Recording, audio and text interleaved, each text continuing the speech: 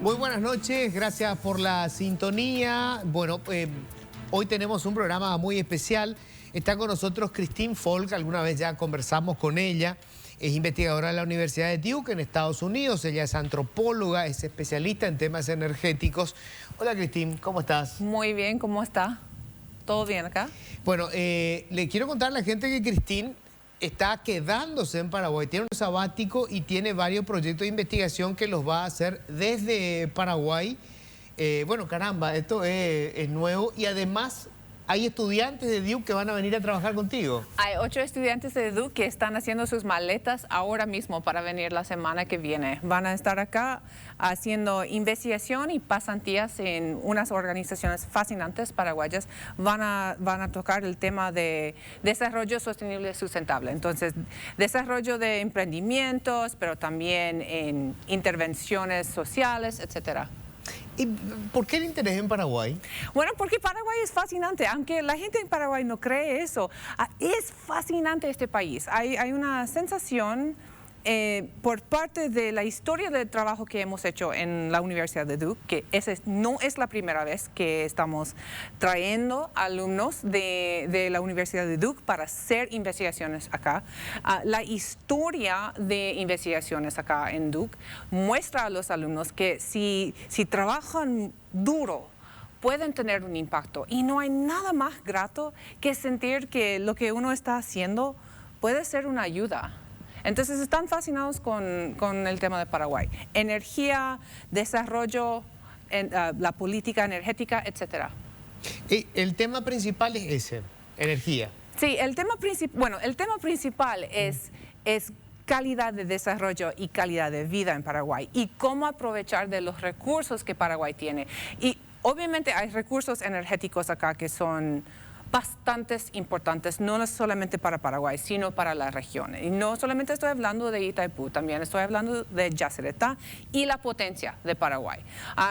Entonces vamos a aprovechar de la oportunidad de pensar en la posibilidad que Paraguay tiene en aprovechar de su energía, porque hoy en día Paraguay todavía cede mucha energía a Brasil y tiene un superávit muy importante que puede usar para arrancar desarrollo en este país, para generar trabajos de calidad. Entonces los alumnos van a pensar en esa pregunta, pero no simplemente desde la perspectiva de la energía. Y por eso vamos a estar trabajando con unas organizaciones en conservación, etcétera, y también vamos a hablar con expertos en economía, historia, política, ingeniería, etcétera, para tener un panorama más amplia para después regresar a la posibilidad que es representada en el superávit energético que Paraguay tiene. ¿Qué viste de lo que se está discutiendo ahora con respecto a Itaipú, que es, digamos, nuestra principal fuente de energía y sobre todo considerando que estamos en un periodo muy importante, se va a pagar toda la deuda, va a ser una energía muy barata? Y a nivel local se está discutiendo mucho cuestiones como, por ejemplo, la tarifa, que no se baje. Brasil ya, de hecho, de facto bajó la tarifa para la que ellos están comprando. Paraguay mantiene una tarifa muy alta, una cosa así como muy extraña. Pero el debate está en eso y se hablan de algunas cosas, de qué hacer con la energía, se habló del hidrógeno verde, hay algunos acuerdos con algunas empresas. Pero ¿cómo ves lo que hay hasta ahora? ¿Te parece que cambió algo con respecto a la última vez que hablamos o estamos más o menos igual? Lo que veo yo de la negociación sobre Itaipú, pero también la negociación más importante que es sobre el futuro de Paraguay, es que hay iniciativas dispersas. Hay cosas empezando aquí y allá y no están bien organizados. Y lo que no veo es una infraestructura jurídica desarrollada que puede atraer o asegurar las inversiones en desarrollo del capital nacional o capital extranjera, que puede así asegurar la inversión y a la vez asegurar que los intereses nacionales de Paraguay estén cumplidos en lo que se está desarrollando en este país. Eso no veo. No veo esa cosa que es aún más importante que la infraestructura energética, es cómo asegurar que si la gente tiene ideas, y aquí en Paraguay no faltan ideas. Las ideas de innovación no faltan. Lo que faltan son planes y la capacidad de ejecutar los planes, así, cumplir los planes. Entonces, eso de cómo construir una infraestructura legal, jurídica, pensada de cómo atraer interés de afuera para quedarse acá y generar cambios acá, eso es lo que no veo, y es aún más importante que simplemente discutir exactamente a qué punto debería estar la tarifa. Ahora, cuando hablas de, digamos, esa infraestructura jurídica, no es solamente leyes, sino las instituciones que apliquen esas leyes. Exactamente, porque de hecho estamos hablando no solamente de algo en papel, sino institucionalidad. Cómo construir instituciones que responden no al gobierno de turno, no al gobierno que gana en 2023, sino al pueblo paraguayo, que es un pueblo que no solamente quiere, sino merece algo mejor de sus instituciones y de su desarrollo. ¿Cómo se construye eso, Cristín? Porque llevamos tanto tiempo debatiendo, o sea, esta debilidad institucional que mencionás en el campo energético para crear condiciones para atraer inversión extranjera y la local también, ¿verdad? Se da en todas las áreas, o sea, tenemos debilidades estructurales, institucionales en todos los campos. De hecho, ahora mismo estamos discutiendo un informe sobre el lavado de dinero que afecta a uno de los sectores empresariales más fuertes, que además tiene una ala política muy importante. ¿Cómo se empieza a hacer esto? ¿Por dónde se empieza? Si hay, no sé si la academia da una pista de cómo se empieza. Bueno, yo sí pienso que la academia sí da una pista. Entonces, lo que hay que hacer es fomentar lo que la gente en la academia que estudia, así, institucionalidad, implementar lo que ha sido estudiado y las recomendaciones. Pero también yo pienso que Paraguay está en un año electoral. Sí. Y yo veo que hay muchos candidatos, candidatas hablando de su visión para Paraguay, etcétera. Y yo pienso que es una oportunidad de hacerles contestar no solamente qué van a hacer, sino cómo. Y escuchar, así, requerir que los candidatos, o para las internas de los partidos, o ahí así peleando para abril de 2023, y hacerles contestar, ok, todos ustedes están diciendo algo sobre la institucionalidad de Paraguay. Es algo que he escuchado muchos decir. Pero ¿cómo? Entonces, ¿qué es el plan que tienen ustedes para eso? Y yo pienso que hay que ir por partes. No se puede transformar completamente todo desde un momento. Hay que construir algo. Entonces hay que requerir que los puestos sean así, dependen de calificaciones, de entrenamiento, etcétera. Entonces hay que construir la capacidad de la gente dentro del gobierno, pero también, ojo, yo pienso que hay un cambio cultural que es necesario, que la gente en Paraguay sepa que es justo demandar eso de la gente para quien voten. Y no solamente votar en abril, sino decir el día siguiente, es el lunes siguiente, después de ese domingo, ok, prometieron, entonces, ustedes dieron bocetos del plan, ahora, ¿cómo van a hacerlo? ¿Qué va a ser la prioridad para construir esta institucionalidad? Perdón. Y ¿entraste en contacto con la Academia Paraguaya? Sí, estoy en contacto con la Academia Paraguaya. ¿Y cómo ves esto? Porque ya sea porque o a la clase política poco le ha importado lo que diga la Academia, o porque la Academia ha hecho un aporte muy pobre o le faltó fuerza, digamos, para meter en el debate cuestiones que vengan desde allí. Pero hemos tenido una participación escasa desde la academia en el debate sobre cómo construir institucionalidad, por ejemplo, entre tantas otras cosas. Bueno, yo pienso que hay facultades acá en Paraguay, en Asunción, pero no solamente en Asunción, también en otras ciudades, donde los jóvenes sí están queriendo debatir eso. Y quiero señalar a la Universidad Nacional del Este, en Ciudad del Este, no solamente ser así asuncéntrico.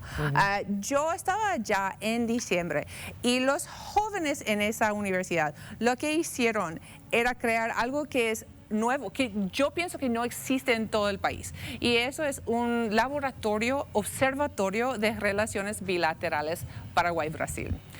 Y eso salió de los jóvenes. Y ojo, Brasil es el socio más grande de Paraguay en términos físicos, en términos económicos, en términos de población. Hay mucha gente de Brasil viviendo en Paraguay, descendientes de brasileros en Paraguay. No solamente hay Itaipú, hay muchos lazos entre los dos países. Y en la academia no había antes un observatorio para intentar de dialogar sobre la diversidad de relaciones bilaterales entre los dos países. Entonces, lo que yo pienso es que sí hay en la universidad, pero yo pienso que hay que dar más voz a lo que están desarrollando en la universidad. De hecho, yo estoy acá y quiero hacer una invitación al público porque voy a dar un curso de capacitación en Flaxo, que es la Facultad Latinoamericana de Ciencias Sociales. Paraguay tiene una facultad de Ciencias Sociales de prestigio mundial, que es Flaxo, conectado con CEPES, el Centro Paraguayo de Estudios Sociológicos. Es una facultad con mucha trayectoria, y ahí voy a dar un curso de capacitación empezando en julio. Entonces, ven para dialogar sobre eso, sobre ciencia, tecnología y sociedad. Y para eso es uno de los proyectos en que estoy acá. Y tenemos nuestros alumnos de EDUC, no solamente van a estar allí en organizaciones, ONGs, vamos a estar también dialogando con universidades y alumnos, estudiantes aquí en Paraguay. ¿Por qué? Porque creemos que la academia sí debe tomar una postura de interactuar y dialogar sobre esos problemas, porque de ese diálogo pueden sugerir las soluciones que Paraguay busca. Cristín, ¿cuál es la experiencia que tienen en Estados Unidos sobre la participación de la academia en los debates nacionales y qué tanto los dos principales partidos, porque allá, digamos, el bipartidismo es tan o más fuerte que en Paraguay, han escuchado las voces desde la academia y han influido eso en las políticas públicas? Sí, es fundamental. De hecho, los partidos en las academias, en la universidad, hay gente desarrollando propuestas para políticas públicas que van a ser aprovechados de un partido o del otro partido, o de ojalá más partidos en los Estados Unidos. Hay una cultura de que hay gente de la academia así dando consejo o desarrollando propuestas que los partidos toman como sus propuestas. Entonces, y de hecho hay gente trabajando que trabaja en la universidad, pero también trabaja ahí en el gabinete de un presidente o una presidenta. Y cuando yo digo que en Paraguay no faltan ideas, faltan planes, la pregunta que deberían hacer los candidatos, las candidatas es, ok, tenemos ideas, pero ¿cómo vamos a poner en papel los planes para cumplir con esas ideas? ¿Y quién tiene esa experiencia? La gente en la universidad a desarrollar propuestas concretas, basadas en evidencia, no solamente en Paraguay, sino en América Latina y en el mundo. Y hay que hacer una unión así, porque sí, en Estados Unidos eso es bastante importante en la política y también en la economía. En la universidad, ideas para emprendimientos nuevos son bastante importantes para las universidades, para su sobrevivencia financiera. Entonces, eso es otro ángulo. Tengo que hacer una brevísima pausa. Siempre es fascinante hablar contigo, Cristín. Vamos a hacer una pequeña pausa, ya volvemos. Bueno, hay una cuestión que es fundamental en todo esto. para que la academia pueda tener participación y desarrollar, obviamente, planes o propuestas que hagan los gobiernos o que los gobiernos de turno tomen esas propuestas, ¿verdad? Esos proyectos. Hay que financiar esto. ¿Cómo hace, por ejemplo, la Universidad de Duke para inclusive enviar estudiantes a un país del tercer mundo, lejos? Supongo que financia buena parte de esta investigación. ¿Cómo lo hace? Bueno, unas maneras. Y de eso también se trata de algo que escuché en el programa en que de esta mañana donde estaba hablando con Estela Ruiz Díaz, etcétera, sobre qué hacer con la riqueza de una sociedad. La universidad mía, Duke, era la idea de alguien que acumuló mucha riqueza por la industria de tabaco. Y era una familia, Duke, era una familia sureña que tenía una visión de crear para el sur de Estados Unidos una universidad de prestigio mundial, porque en Estados Unidos, en esa época, en el principio del siglo XX, las universidades más famosas estaban en el norte, Harvard, Yale, Princeton, etcétera, MIT. Entonces tenían la visión de formar una universidad en el sur que tendría esa misma trayectoria. Entonces lo que hicieron era donar mucho dinero. Y cuando estoy hablando de mucho dinero, estoy hablando de, en el principio del siglo XX, millones de dólares para crear como un fondo que crecería, y del crecimiento del fondo podrían así construir edificios, contratar profesores, etcétera. Entonces eso fue la semilla. Y lo que eso hace es atraer otra inversión.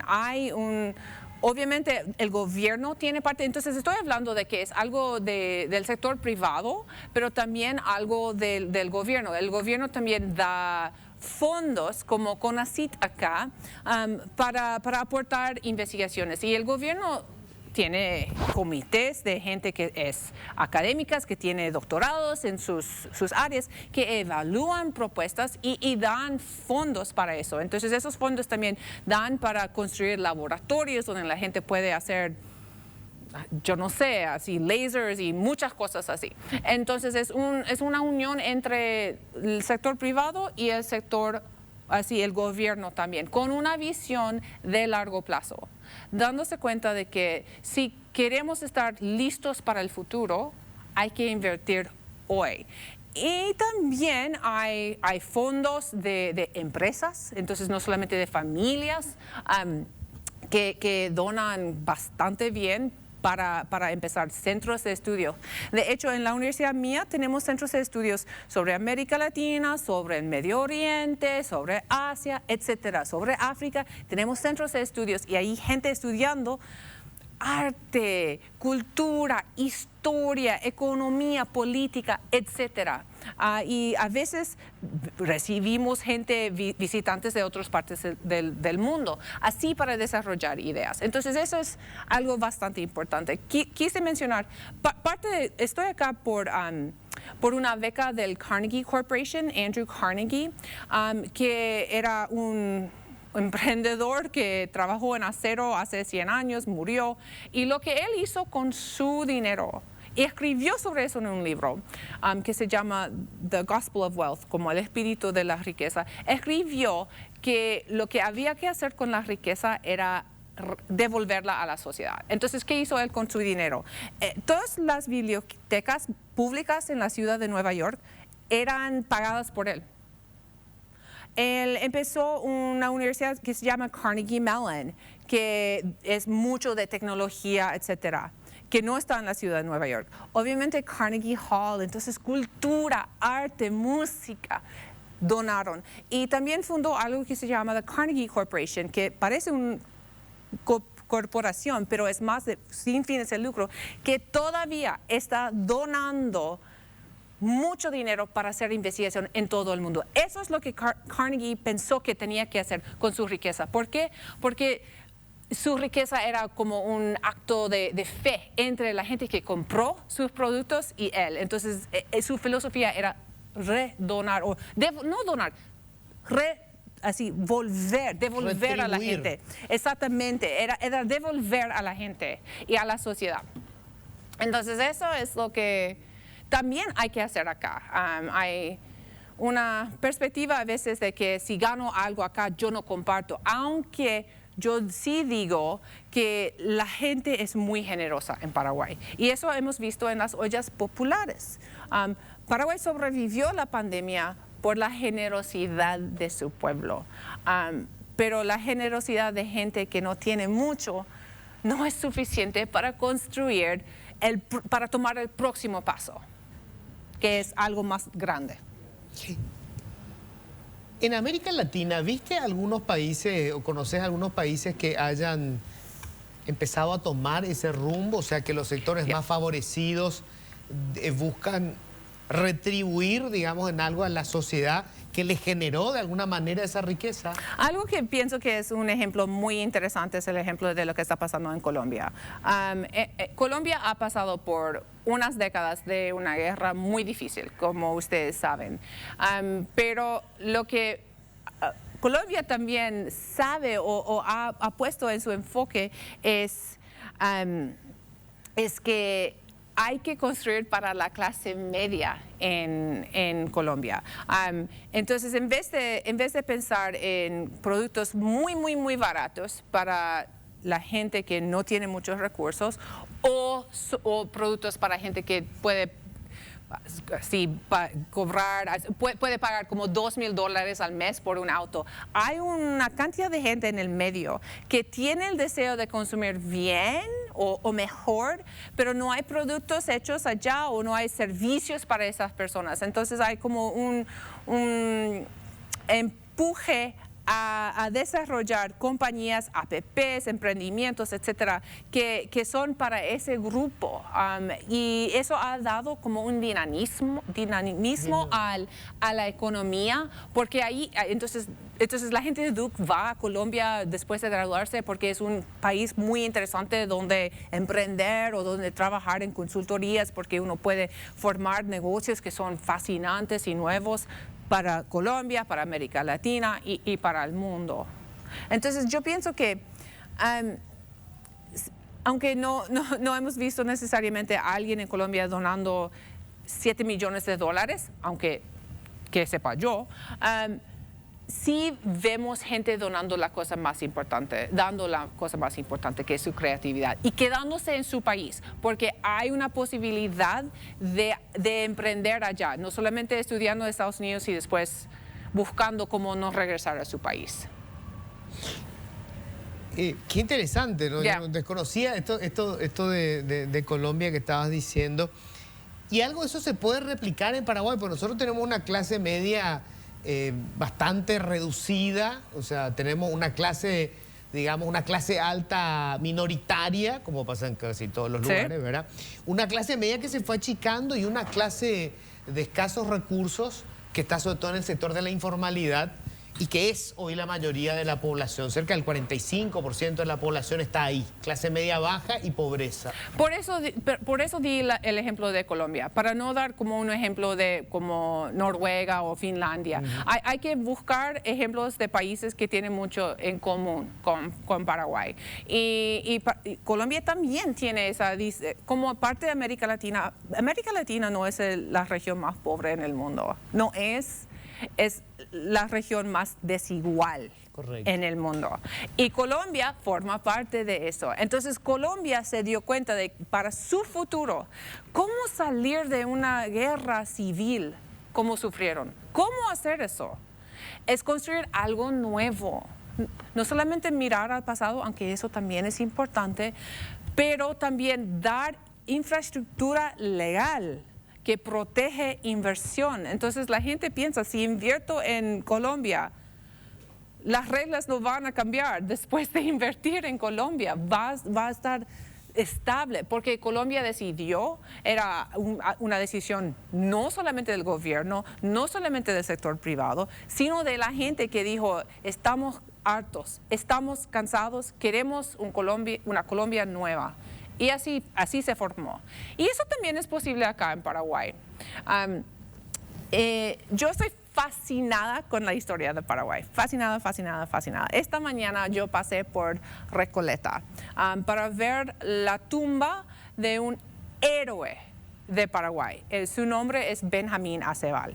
Y yo fui a su tumba y era en un estado deplorable. Era usado como un depósito.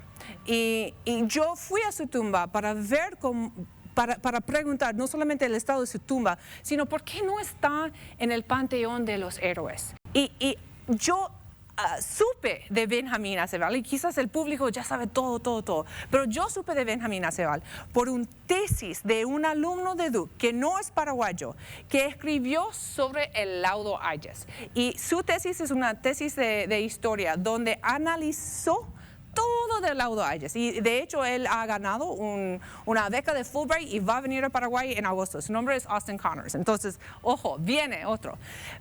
Pero su tesis me captó la imaginación, no solamente por todos sus detalles sobre la decisión que tomó Rutherford B. Hayes sobre el Chaco entre Paraguay y Argentina, sino por lo que podemos aprender del pasado para pensar en el futuro.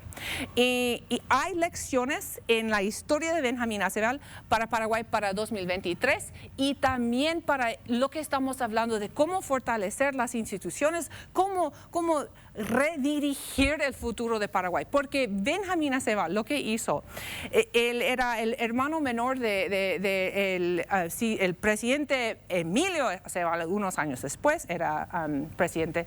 Y Benjamín Aceval, lo que él hizo era preparar un argumento para Paraguay después de la guerra tan devastadora. Y ojo, su hermano era sobreviviente de Acostaño.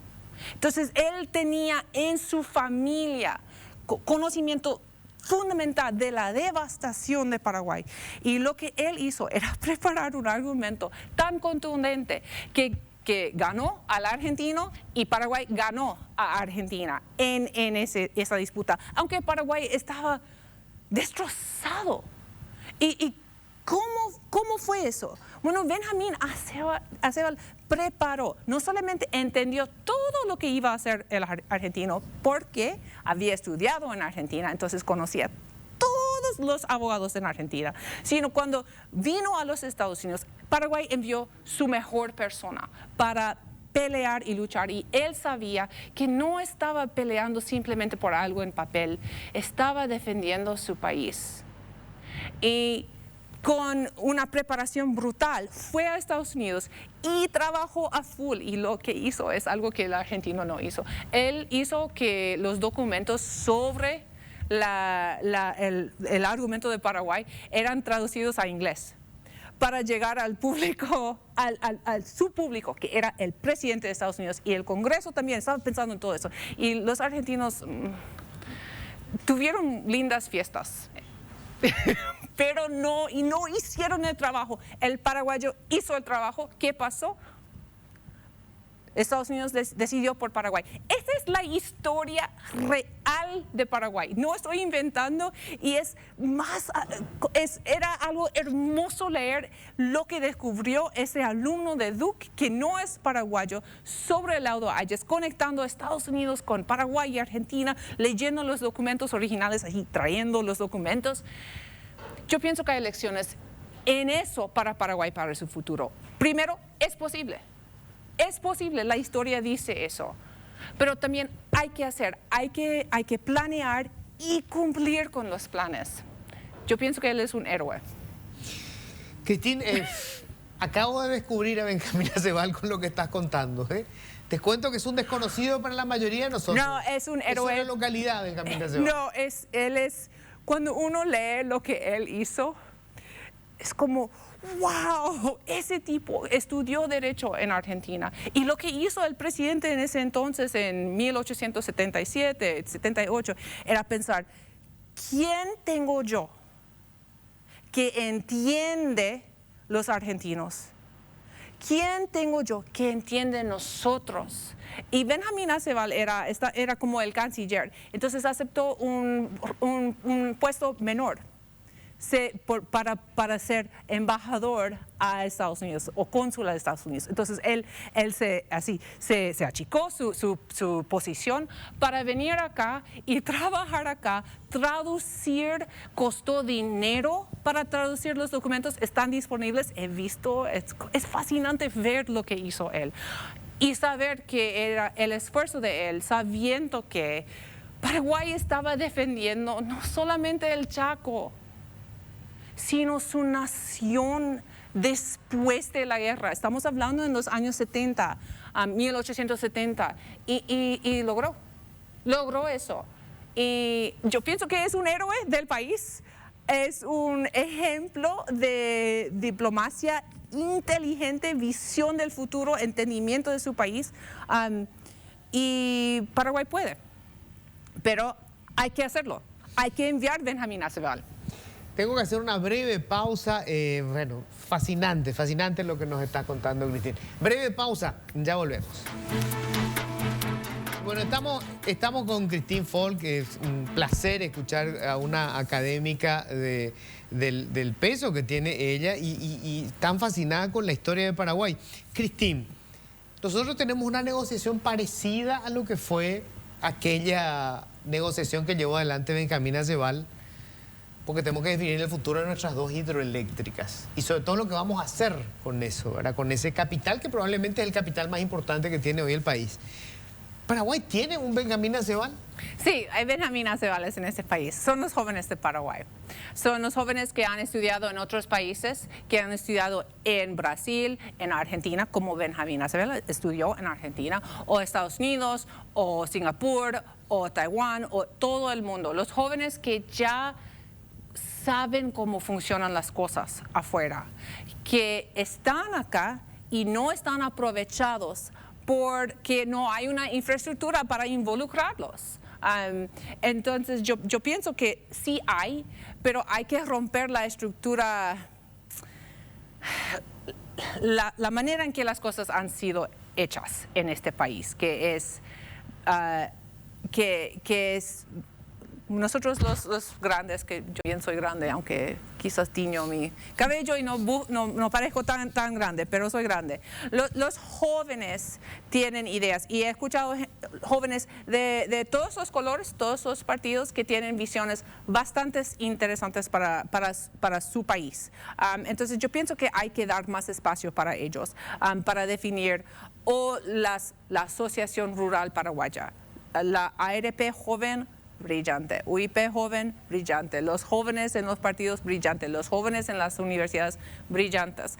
Hay que ceder espacio para ellos, hay que construir la capacidad de que ellos tomen las decisiones, hay que implementar sus decisiones, hay que darles lo que Benjamín Aceval fue dado, que era, bueno, un país devastado, la esperanza de su país, los pocos recursos financieros que Paraguay tenía. Pocos recursos, y con eso él fue y ganó algo bastante importante para el país. Entonces yo pienso que sí existen. Tengo esa fe. ¿Y vos crees que hay o podemos conseguir voluntad política para eso? Nosotros tenemos, no es nada nuevo, esto pasa en buena parte de América Latina, un mecanismo de dominación de los partidos tradicionales y de quienes integran esos partidos, que están vinculados con el poder económico también. O sea, el status quo es beneficioso para un sector minoritario de la población, pero que tiene el control. ¿Cómo hacemos para romper esa hegemonía que tienen hoy? Ellos contestan al voto. Ellos contestan al voto de la gente en sus partidos y del pueblo en Paraguay. Contestan al voto. Contestan. Entonces ellos tienen que responder al voto. Entonces yo pienso que hay que votar dentro en las internas y también exigir explicaciones de los candidatos, las candidatas para presidencia, vicepresidencia, senador, etcétera. Hay que exigir y hay que castigar, hay que votar. No, hay que votar para la gente que uno quiere. Entonces yo pienso que sí hay poder en el voto de la gente acá. No es la única cosa que hay que hacer, pero es algo bastante importante. En Estados Unidos también sabemos eso, que el voto es tan importante, es muy importante proteger el voto. A veces los ciudadanos pensamos, pero yo soy solamente una persona, solamente toma 50 más 1, 50% más 1 para ganar, y entonces es bastante importante. ¿Y conversaste con alguna gente de los partidos políticos? Nosotros hablamos con toda la gente en Paraguay, todos que están dispuestos a compartir sus ideas. Estamos muy abiertos. Porque, por ejemplo, cuando vos planteabas ciertas ideas con respecto al tema energético, obviamente ese es un interés que hoy mueve a todos los sectores y al sector político también. Pero lo que me gustaría saber es si tuviste alguna experiencia, por lo menos en ese campo, y qué percepción te dejó de si ellos están dispuestos a escuchar y hacer algo de lo que escuchan. De hecho, yo tengo una invitación del Senado en unas semanas para ser panelista ya en una conversación sobre energía. El 13 de junio, desde las 9 de la mañana a las 12:30, vamos a tener una conversación en el Senado sobre eso. Entonces, yo veo que hay...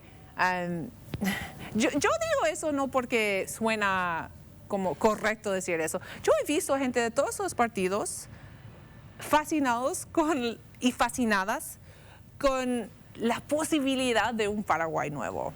Un Paraguay que es bien paraguayo, bien paraguaya, pero que tiene mejor calidad de vida para el pueblo en Paraguay y para toda la gente en Paraguay. Yo he visto eso en todos los partidos. Lo que yo pienso, y en el Congreso, etcétera, lo que yo pienso que el problema es que como un interés o wow, eso suena fascinante, no es suficiente para concretar las cosas. Hay que poner más presión, y esa presión tiene que venir de todos los sectores, de los sectores económicos poderosos. Porque, para ser muy clara,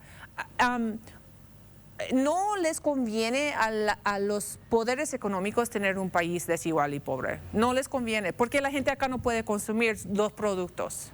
Y hoy en día que vemos que hay unos problemas en el mundo, no solamente la pandemia, aunque la pandemia así desmascaró mucho, sino lo que está pasando en Ucrania, vemos que no es que Paraguay tiene que ser menos integrado, más integrado tiene que estar, más integrado, más desaislado.